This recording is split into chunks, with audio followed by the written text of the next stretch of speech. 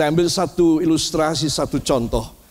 Saudara mendapatkan hadiah atau saudara membeli, ya, pokoknya sesuatu perabot rumah tangga yang bagus, yang mewah dan mahal, ya, saudara, dan canggih. Saudara, maka saudara akan memikirkan, wah, saya belum layak ini. Rumah saya masih mau ambruk atau masih jelek, lantainya juga begini, temboknya seperti ini, atapnya bocor. Walaupun saya punya uang, saya tidak akan beli barang tersebut. Saya akan memperbaiki rumah saya lebih dulu. Betul apa tidak? Sampai di sini betul apa tidak? Betul, saudara. Saudara tidak ingin menunjukkan dan men-show kepada teman saudara atau tetangga kiri kanan atau pada famili saudara bahwa saudara bisa beli barang yang mahal, yang bagus dan yang berguna tersebut. Saudara akan menundanya. Sampai saudara punya rumah, itu layak ditempati oleh barang yang mahal dan canggih ini. Gak kebocoran, ya saudara, dan juga tidak lembab lantainya, dindingnya. Saudara akan memperbaiki rumah lebih dulu. Perkara beli itu nanti lain kali. Tapi rumah saya harus baik lebih dulu. Betul apa tidak? Sampai sini betul apa tidak? Betul, ya. Nah, saya ingin supaya saudara merasakan bahwa Alkitab mengatakan bahwa tubuh kita ini adalah rumah Roh Kudus. Katakan, tubuh saya adalah rumah Roh Kudus. Jadi saya harus minta Allah Roh Kudus merevisi, merehabilitasi, merenovasi rumah Allah ini. Supaya tubuh saya berkenan menerima perabot dari sorga, yaitu kuasa Roh Kudus. Yang setuju beri tepuk tangan bagi dia. Saudara, banyak kali kita memohon Roh Kudus mengurapi kita, tapi kita tidak layak menerimanya. Tuhan tidak akan memberikan secara tanpa dipikir, tanpa dengan semena-mena saja. Ya, kamu minta aku kasih deh, kamu minta aku kasih. Saudara, tidak demikian. Dia adalah Bapa yang bijaksana. Dia Bapa yang luar biasa. Itu sebab saya dan saudara baru menerima kuasa pengurapan Roh Kudus. Saudara, kapan? Yaitu ketika saya dan saudara mempersembahkan hidup yang lama kita. Katakan, saya harus mempersembahkan hidup yang lama saya. Supaya yang baru, yang luar biasa diberikan kepada saya. Amin. Sampai di sini saudara setuju apa tidak? Setuju, ya. Jadi saudara harus tahu bahwa bagaimana Roh Kudus bisa masuk dalam hidup saya dan hidup saudara. Yaitu kalau kita memperbaiki dan kita minta kuasa firman. Siapa yang memperbaiki? Kuasa firman. Firmanlah yang memberikan kepada saya suatu pembaharuan, satu paradigma yang baru, pandangan-pandangan yang baru dari sorga. Lalu saya terbuka mata rohani saya dan saya berkata, iya ya, aku begini tidak berkenan. Aku belum cocok, saudara. Lalu kita menyadari, lalu kita mohon kepadanya. Nah, tahap kedua setelah orang mendengar firman dan menyadari bahwa dia harus dirubah, tahap kedua Roh Kudus membantu dia di dalam segala kelemahannya. Amin. Saudara setuju? Itu sebab nomor satu adalah, katakan nomor satu adalah, saya harus sepadan, sesuai dengan firman. Nomor dua, setelah tubuh saya, rumah Roh Kudus ini dibaharui, maka saya boleh menerima karunia Roh Kudus yang luar biasa dalam nama Yesus. Amin. Ya saudara, pendidikan jiwa ini luar biasa. Karena kita minta supaya Roh Kudus yang mendidik saya, Roh Kudus yang mendidik saudara. Tidak ada satu orang yang bisa saudara taati kalau dia tidak punya kuasa, saudara. Tetapi seorang yang mempunyai kuasa Roh Kudus akan saudara dan akan saya taati, saudara. Nah, sekarang siapa Orang yang mempunyai kuasa Roh Kudus yang hebat, ya Dia sendiri, Allah sendiri. Kalau pagi hari ini kita terbuka hati kita, pikiran kita, kita tawan untuk kita serahkan di bawah kaki Yesus, maka Yesus akan berbicara dan akan merombak sebuah konstruksi dan struktur hidup saya yang salah, hidup saudara yang salah. Nah, setelah kita dirubah oleh firman, maka Roh Kudus mudah masuk mengurapi hidup kita. Yang setuju, beri tepuk tangan bagi dia. Itu sebab para kekasih, saya akan menyelipkan butuhnya saya, butuhnya saudara akan Roh Allah. Saudara, Dialah pendidik yang luar biasa. Saudara, tidak ada satu orang bisa mendidik saya, tidak ada satu orang bisa mendidik saudara. Tidak ada, kecuali Allah Roh Kudus. Kalau kita mengakui demikian, maka Tuhan senang untuk mendidik kita terus-menerus. Saudara, artinya apa? Kalau saya itu dididik di satu akademi atau satu sekolah atau satu universitas, maka saya tambah lama akan tambah pintar, bukan? Bukan tambah bodoh, saya akan tambah pintar. Sampai saya mati itu saya pintar sekali. Saudara pintar sekali ketika saudara meninggal. Saudara, itu artinya pendidikan rohani tidak pernah berhenti, tetapi terus-menerus berkesinambungan. Dan saya berharap jemaat ini penuh dengan pendidikan ilahi yang dahsyat. Yang setuju beri tepuk tangan bagi dia. Saudara, mendidik jiwa agar selalu happy. Saudara, kita sudah memeriksa beberapa kali 3 ayat ini, yaitu dari Mazmur pasal yang ke-34 ayat 13, 14 dan 15. Ya saudara, dan saya akan tunjukkan di sini, saudara, ayat 13, 14 dan 15 kita akan baca. Ayat 13. 1, 2. Siapakah orang yang menyukai hidup, yang menginginkan umur panjang untuk menikmati yang baik? Jagalah lidahmu terhadap yang jahat dan bibirmu terhadap ucapan-ucapan yang menipu. Jauhilah yang jahat dan lakukanlah yang baik. Carilah perdamaian dan berusahalah mendapatkannya. Amin.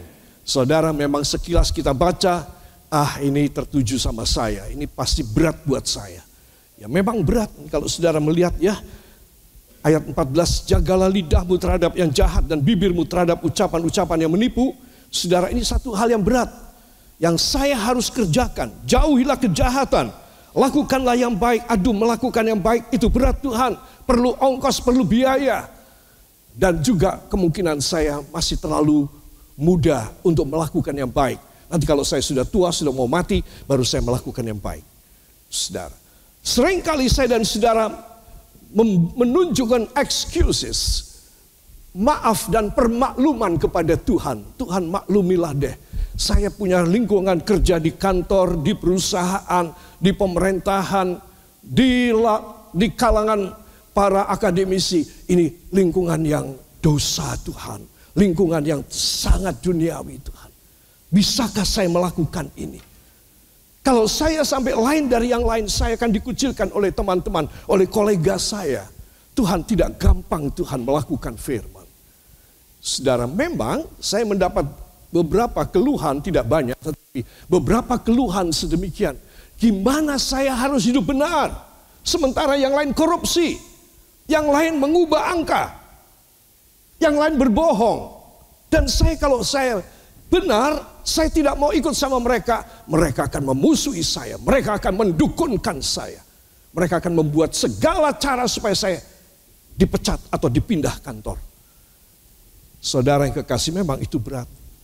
Semua katakan, tetapi barang siapa yang melakukan firman, Roh Kudus akan membantu dia dalam segala kelemahannya. Dalam nama Yesus, saya akan dibantunya. Amin. Memang saya tidak kuat, saudara juga tidak kuat. Si orang-orang tersebut juga tidak akan kuat, saudara. Semua orang cari amannya. Ya, supaya aku tahu, aku melanggar firman, tapi aku cari aman. Aku mau cari aman, ya sudahlah, serahlah mereka. Kalau aku terima ya, kalau dikasih sama aku ya aku terima, enggak dikasih ya enggak. Saudara, itu bukan kehendak Tuhan. Roh Kudus tidak memakai cara duniawi sedemikian. Coba kalau saudara berani untuk tampil berbeda, karena saudara mempunyai kuasa roh Allah dan urapan roh Tuhan, saudara hidup dalam kebenaran. Saudara, saya beritahu, awal-awalnya saudara ditentang, gak lama mereka akan tidak berani kepada saudara. Karena siapakah Roh Kudus yang ada di dalam saudara? Dia lebih besar dari semua roh yang ada di dalam dunia. Amin. Beri kemuliaan yang baik bagi dia. Jadi saya perlu menegaskan bahwa saudara perlu taat kepada Roh Kudus nomor 1. Maka semua yang lain akan menjadi baik. Dan semua yang tidak baik, yang akan mengganggu saudara, yang akan menindas saudara, yang akan melumat saudara habis, mereka semua akan tunduk kepada Tuhan. Dan mereka akan memuliakan Tuhan melalui hidup saudara. Amin. Wajib. Saudara, beberapa waktu yang lalu saya diminta khotbah di sebuah kejaksaan tinggi. Saya tidak usah sebut di provinsi mana. Saudara, dan saya mengatakan seorang jaksa dan dia seorang anak Tuhan, maka dia tidak boleh dimakan oleh uang. Wah, saya yakin kata-kata saya ini bikin semua wajah dan kuping menjadi merah. Tetapi saya tidak peduli. Saya beritahu jangan takut. Mulai sekarang kalau Anda mau berubah, Anda mau sesuai dengan firman, Tuhan akan membackup Anda. Tidak ada yang akan dicopot dari jabatan di sini. Bahkan akan dinaikkan semua, saya bilang. Saudara.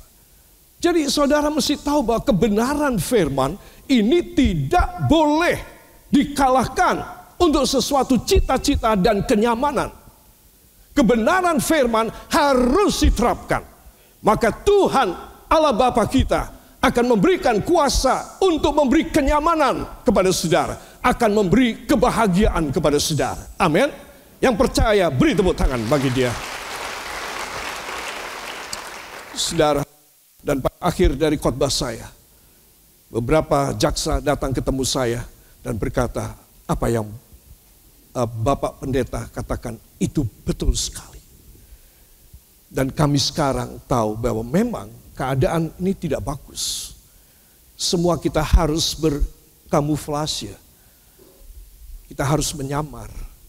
Tetapi saya yakin dengan khotbah tadi, Tuhan akan memberi kekuatan kepada kami. Saya bilang, maju terus. Pasti. Semua orang yang berjalan pada relnya Tuhan akan diberi kejayaan, diberi berkat dan kebahagiaan. Saudara, harus ngerel lagi. Jangan kita belasak-belasak ke sana kemari. Tidak karu-karuan nanti. Ya, saudara. Bahkan Alkitab, saya akan menyampaikan firman tentang seorang hakim. Ataupun seorang penegak hukum. Ada ayatnya di dalam Alkitab. Itu harus seorang yang menjadi wakil dari Tuhan. Saudara, memang ya saudara, secara yuridisme, memang secara kepengadilan, itu memang mereka mempunyai sesuatu pedoman semboyan bahwa mereka adalah abdi Allah, wakil Allah di dunia. Itu hakim dan jaksa. Saudara. Itu dalam pelajaran akademis mereka ketika mereka kuliah, itu disebutkan mereka adalah wakil Allah. Saudara. Tetapi apakah bisa melakukan itu soal lain? Dan puji Tuhan, saya yakin bahwa firman yang setiap kali saya taburkan dimanapun dan teristimewa di sini akan membuat saudara dan saya mengenal Dia dan tahu bahwa orang yang berpegang pada firman adalah orang yang akan berhasil dan tidak akan ada yang bisa digulingkan, tidak ada yang bisa dicopot, tidak ada yang bisa dikeluarkan. Dia akan dicopot dari jabatannya, tetapi dia akan ditempatkan lebih tinggi lagi oleh Tuhan. Yang percaya beri tepuk tangan bagi dia. Para kekasih, dan bagi kita semua yang tidak mempunyai jabatan tinggi untuk mengadili ataupun untuk menuntut orang, perhatikan ayat 14. Jagalah lidahmu terhadap yang jahat dan bibirmu terhadap ucapan-ucapan yang menipu. Saudara, ini tidak gampang ini saudara, seperti tadi saya sudah bilang. Ini sesuatu hal yang hampir mustahil untuk saya dan saudara bisa lakukan. Apalagi kalau saudara menjabat. Ini sangat berat sekali. Tetapi siapapun yang mau mentaati firman, dia mau menjaga lidahnya, dia tidak bolak-balik lidahnya, bibirnya bukan penipu, tidak bercabang dua lidahnya. Saudara, dia adalah orang yang benar-benar akan diberkati dengan hari tua dan kematian yang luar biasa dari Tuhan. Dan saya percaya, and I believe each one of us that receive God's word right now. This is the commandment of God. And we do it. Kita mau melakukannya. Then God, He Himself will send the Holy Spirit, the most holiest comforter, so that you and I can do whatever the word of God command to us. Saudara, begitu banyak kegagalan pada cita-cita anak muda. Sekarang saya akan bicara pada anak-anakku yang masih muda, di luar sana dan di sini. Seringkali cita-cita anak-anak muda itu tinggi sekali. Siapa yang akan membuat itu menjadi kenyataan? Apa itu hanya menjadi impian saja di atas bantalmu? Yang bisa menjadikan semua cita-citamu, anak-anakku, hanya Roh Kudus saja. Itu sebab kalau kalian mau berjuang bersama dengan Roh Kudus, kalian ada pada perjuangan yang dari awal mulai maju, kalian sudah tahu keakhirannya, akulah pemenangnya. Sudah tahu. Orang yang tidak pakai Roh Kudus dan orang yang tidak mengerti Roh Kudus, saudara, perjuangannya selalu dengan tanda tanya. Dari kecil sampai agak besar, sampai sangat besar. Itu perjalanan seorang anak muda. Kalau dia tanpa Roh Kudus, dia berjalan dengan bertanya-tanya terus. Saudara, itu sebab anak-anakku yang muda dan semua kita yang sudah tua atau setengah tua, perhatikan, jagalah lidahmu terhadap yang jahat, bibirmu terhadap ucapan-ucapan yang menipu. Jauhilah yang jahat, lakukanlah yang baik, carilah perdamaian dan berusahalah untuk mendapatkannya. Amin. Berarti siapa pihak yang merendahkan diri? Kita harus usaha untuk mendapatkan perdamaian. Aduh, aku dilawan sama dia. Dia secara terbuka dia melawan aku. Apa yang saya dan saudara lakukan? Kalau menurut ayat 15 dari Mazmur ini, saya dan Anda yang harus datang dan berdamai dengan dia. Aduh, sakit sekali. Tuhan, taruh di mana muka saya, Tuhan? Tuhan bilang, tidak apa-apa. Biar mukamu gedek, tidak apa-apa. Aku beri kemuliaan buat kamu. Saudara, ini harus dilakukan. Kalau saya tidak melakukan, saudara tidak melakukan, ya sama saja kita ini cuma berdoa minta Roh Kudus. Minta supaya dia mengurapi kita. Minta supaya jalan kita ini luar biasa. Cuma itu doang. Cuma itu saja. Dan tidak pernah terjadi apapun pada saya. Tidak terjadi apapun pada saudara. Pernahkah saudara merasa kecewa? Karena tidak terjadi apapun pada saudara. Walaupun saudara rohani. Walaupun saya rohani. But not one single thing. Great things, big things happen in your life in continuance of your spiritual life with God. Gak terjadi apa-apa dengan hidup rohanimu, tetap aja gak terjadi. Mujizat yang gak ada, pertolongan pembukaan jalan yang tidak terjadi, pintu-pintu tetap terkunci di depanmu. Saudara, apa sebab? Sebab kita tidak melakukan firman. Kita cuma berdoa dan menangis kepada Tuhan. Tapi kita tidak melakukan firman. Roh Kudus tidak bisa masuk dalam hidup saya. Roh Kudus tidak bisa berkarya kepada saya. Saya tetap kecewa, saya tetap terpuruk, Saya tetap kelemahan terus. Saya tetap dalam keadaan yang berdosa terus. Dan saya mati di dalam hukuman Allah. Saudara, sebab Roh Kudus adalah Allah sendiri yang akan mengubah sejarah kita. Dan kalau saya dan saudara mau taat kepadanya, sejarah kita yang jelek, yang terpuruk, yang tidak berhasil, dan belum kelihatan titik-titik dan tanda-tanda sinar keberhasilan pun Dia akan membuat supaya pagi hari ini saudara sudah melihat di depan saudara keberhasilan saudara, kemuliaan saudara, dan berkat limpah saudara. Amin. Beri tepuk tangan yang baik bagi Dia. Saudara, saya perlu menegaskan kembali pada ayat yang ke-13 ini ya, saudara. Dari New English Translation, Alkitab Bahasa Inggris katakan, do you want to really live? Apakah kamu ingin benar-benar hidup? Ini ya, do you want to really live? Would you love to live a long, happy life? Ini ditawarkan, would you love to live a long, happy life? Ini aku kasih tawaran, kata Tuhan. Apakah kamu mau mencintai suatu hidup yang panjang dan hidup yang bahagia?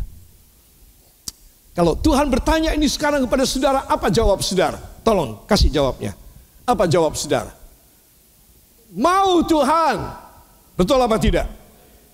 Katakan, mau Tuhan. Saya mau sekali. Ya, itu harusnya saya kepingin, saudara kepingin. Ingat umurnya sudah berapa sekarang, saudara. Dan saya dan saudara kita masih menanti, menunda. Saudara, kalau saya tidak bisa beraction di hadapan Tuhan, Tuhan akan menunda buat saya. Itu sudah jelas. Ingat, saingan saya saat dunia. Saingan saya satu dunia. Saingan saudara satu dunia. Begitu banyak anak-anak Tuhan di belahan bumi yang lain, di negara yang lain, di provinsi yang lain, di kota yang lain, di desa yang lain, yang berseru kepada Tuhan untuk hal yang sama dengan saya, berseru kepada Tuhan dengan hal yang sama dengan Anda. Kita saingan sedunia, harus mulai dipikir mulai pagi. Kalau aku doa memohon, aku saingannya sak dunia. Kalau saya dan saudara bisa mengerti akan hal ini, maka ayat 14 dan 15 akan kita lakukan dengan baik. Roh Kudus membantu kita dalam segala kelemahan kita. Dan kalau Roh Kudus membantu, saya beritahu, engkau pasti sangat terbantu. Dan bantuannya luar biasa dalam hidup.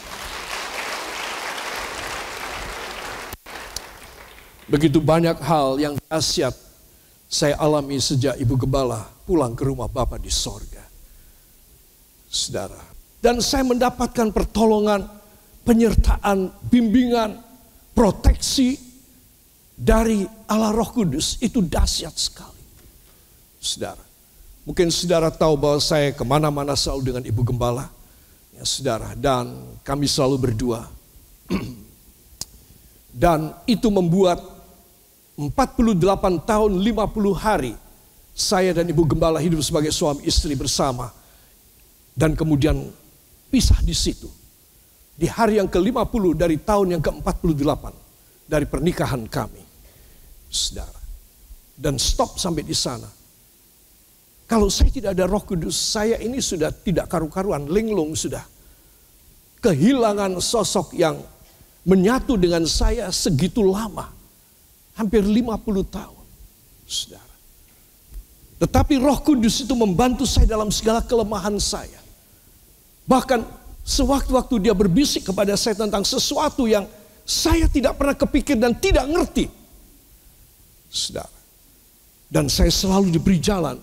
Dan saya selalu meneteskan air mata bersyukur karena Dia membimbing saya bahkan pada persoalan yang saya nggak ngerti, nggak nyadar sama sekali.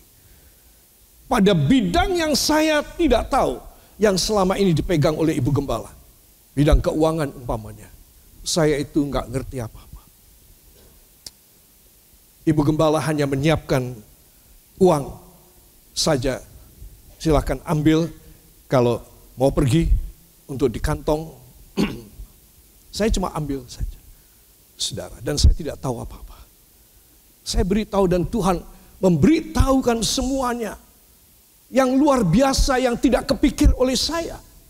Saudara, semua urusan bank dulu ibu gembala.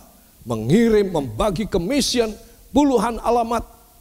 Saudara, semua saya hanya memberikan catatan saja. Ini jangan, ini jangan, ini.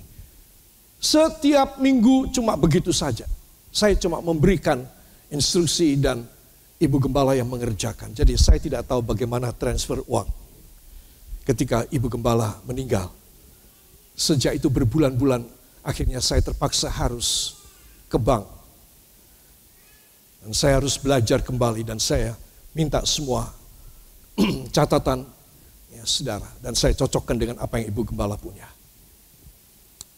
Dan banyak perkara yang ajaib, bukan biasanya, saya terima dari Tuhan. Saudara, itu tandanya bahwa Roh Kudus mencintai saya dan tahu kelemahan saya. Dan sampai detik ini saya bicara di muka saudara, hanya Roh Kudus yang memberikan kekuatan, pengurapan, hikmat akal budi, pengertian, dan yang selalu menjamin dan menjaga hidup saya. Roh Kudus akan berbuat yang sama dengan saudara semua. Anak-anakku yang masih kecil, remaja dan anak-anak muda yang sudah setengah umur, pasangan suami istri yang masih baru, yang masih muda, sampai kakek dan nenek yang sudah sepuh dan maafkan saya, hidup sendiri seperti saya. Sampai kita meninggal dunia, kemuliaan dari Allah Roh Kudus akan mengangkat kita masuk di dalam kerajaannya untuk kekal bersama-sama dengan Dia. Amin. Siapa yang ingin hidupnya disenangkan, a real life, a long happy life. Wah, semua sebutan yang emas dan berlian diberikan oleh Tuhan. Kalau seseorang dia mau taat kepada Roh Kudus. Tidak semua yang saudara minta dijawab. Tetapi semua permintaan kita dipertimbangkan oleh Allah Roh Kudus. Saya percaya itu. Dan kalau dia mempertimbangkan, benar anakku ini minta sesuatu hal yang benar. Maka kalau dia membuat satu rekomendasi bahwa permintaan kita ini benar, maka dia akan memberikan porsi lebih banyak dari yang kita minta. Karena dia penolong kita dalam semua keadaan kita. Dia merasa dijunjung, dia merasa dihargai, dia merasa dipuji dan dipuja oleh saya dan oleh saudara. Jangan khawatir, orang yang suka memuja Tuhan akan menerima perkara yang lebih besar dalam hidupnya. Sebab anak-anak Tuhan tidak ada cara yang lain. Saya melihat dalam hidup saya sampai hari ini gak ada cara yang lain selain Tuhan yang bekerja melalui Roh Kudus. Kalau Dia bekerja dengan Roh Kudusnya, semuanya luar biasa, saudara. Kalau Roh Kudus bekerja pada saya, Roh Kudus bekerja pada saudara, tidak akan tersisa sesuatu problema yang kecil atau yang besar sekalipun. Kalau Roh Kudus bekerja, Dia bekerja paripurna, sempurna. Dan kalau Dia bekerja, hasilnya luar biasa dalam hidup saudara.